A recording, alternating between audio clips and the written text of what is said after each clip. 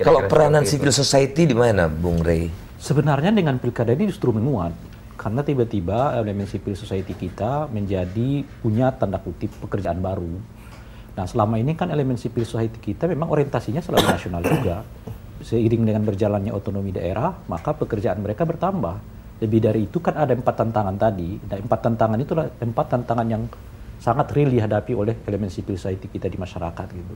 Itu pertama. Yang kedua, saya mau menambahkan juga. Pertama menurut saya begini. Apakah sebenarnya kalau kita mau evaluasinya ya, apakah tingkat kesejahteraan yang tidak mengalir itu murni karena sistem politik kita yang salah atau karena itu efek dari desain secara nasional? Nah, memang desain kebijakan ekonomi misalnya ya, pembagian itu macam-macam gitu ya. Sebagai contoh misalnya, sekarang ini kan desain sistem pilkada kita itu automatically kalau menurut saya itu akibat dari kebijaksanaan otonomi. Jadi maksud saya begini, nggak mungkin kita membiarkan kepala daerah itu dipimpin oleh orang yang dipilih DPRD sementara desainnya adalah otonomi, begitu. Ini akan mengulangi tragedi masa lalu, kita kombar-kombar dengan mengatakan ini otonomi, tetapi kepala daerah selalu ditentukan oleh orang-orang di tingkat nasional. Dengan otonomi yang seperti sekarang sekalipun, di mana pemilihannya dilakukan secara sangat liberal, sebetulnya otoritas untuk menentukan siapa calon kepala daerah itu tetap di Jakarta ya? Di Jakarta, di tangan elit-elit kekuasaan ini. Sekarang ini. Elit partai sebenarnya. Elit partai, karena desain undang-undang begitu.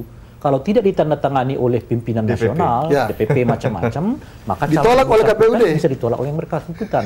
Jadi sebetulnya saya nggak setuju dengan Yunarto. Ini bukan bangunan utuhnya yang salah, tapi elemen-elemennya ini yang agak rancu di mana-mana.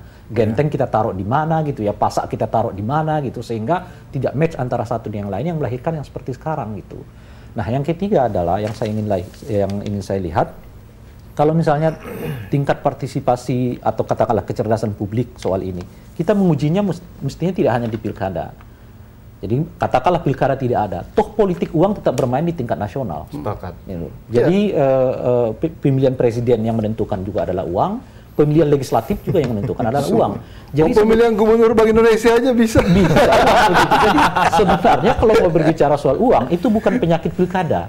Itu penyakit berpemilu di Indonesia secara menyeluruh gitu.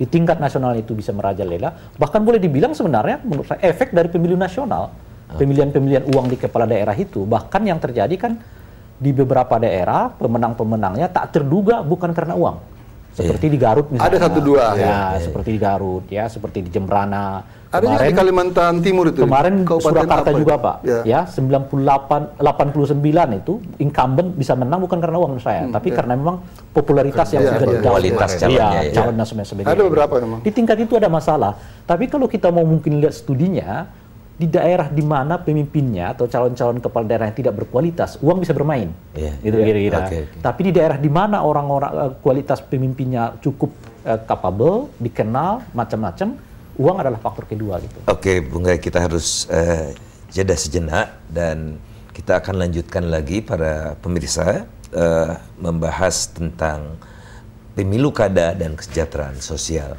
Segera kita akan kembali.